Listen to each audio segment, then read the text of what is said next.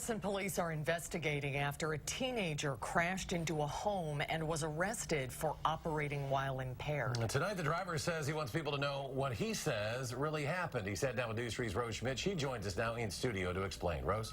Yes, well, Madison police arrested 19-year-old Cade Hellenbrand for first offense OWI, possessing drug paraphernalia, and failing to maintain control of his car. But he says there's more to the story.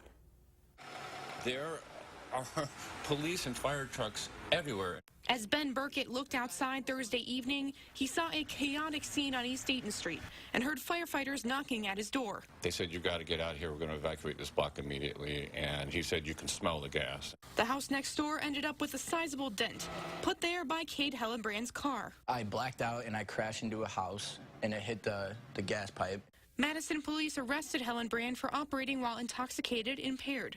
But he says he's had a seizure disorder since 2012, and that is what caused him to crash. So what happens when I have seizures is I can't mentally focus on anything. I get super dizzy, and I got out of the car and I passed out on the ground.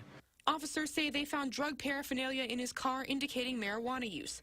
Hellenbrand admitted that he smokes weed to the officers, but says he was not impaired at the time of the crash. They thought I was under the influence of drugs, and I told them I had a seizure, and they kind of just looked at me, and then they walked out of the car.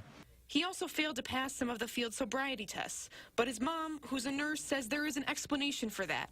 I felt as though I was meeting a brick wall every time I tried to explain to the officers that a patient who's experienced a seizure is not going to respond to your questions. They recounted about 10 grand mal seizures he's had throughout his life, but say up until Thursday he had been seizure-free for 8 months, and they thought the disorder was under control through his medication. I don't plan on driving for a while until I feel fully open and on my pillows and everything's good. And he has a message for the neighbors who live near East Dayton Street. I was just scared, and I just want to apologize to everybody that I affected last night, that I had to get up at 9:30 p.m. at night and had to deal with that.